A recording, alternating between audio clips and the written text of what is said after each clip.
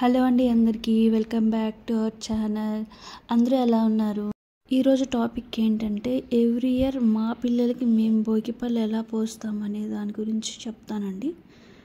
Video start చేసే ముందు ఎవరైతే మన ఛానల్ని సబ్స్క్రైబ్ చేసుకోలేదో ప్లీజ్ సబ్స్క్రైబ్ చేసుకోండి.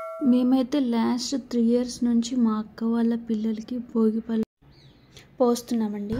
అండ్ భోగి రోజు ఉదయాన్నే లేచి 4కి అలా లేచి భోగి మంటలు వేసుకొని ఆ తర్వాత అందరం తలస్నానాలు చేసుకొని పూజ చేసుకున్న తర్వాత పిల్లలకి భోగిపళ్ళు పోయడం స్టార్ట్ చేస్తామండి. అలాగే భోగిపళ్ళలో మేమేం కలుపుతామంటే రేకాయలు, పువ్వులు, చిల్లర, పిల్లలకి ఇష్టం కాబట్టి చాక్లెట్స్ కూడా మిక్స్ చేస్తామండి. కొంతమంది చెరుకు ముక్కలు, శనగలు కూడా ముందు రోజు నానబెట్టుకున్న కూడా యూస్ చేస్తారు. ఎవరిష్టం వాళ్ళకి. అలాగే అక్షంతలు కూడా కలిపి పెట్టుకుంటాము.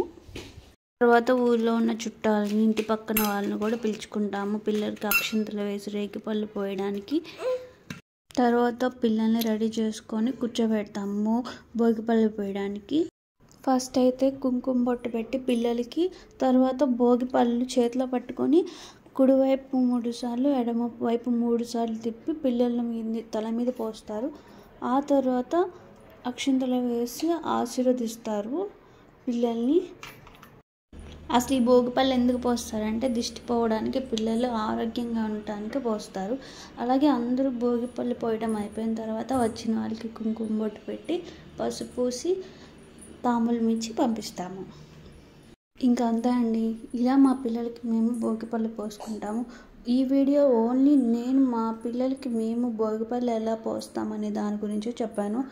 వీడియో మీకు నచ్చితే లైక్ చేయండి, కామెంట్ చేయండి, షేర్ చేయండి. అలాగే మన ఛానల్ని సబ్స్క్రైబ్ చేసుకోండి. Thank you all.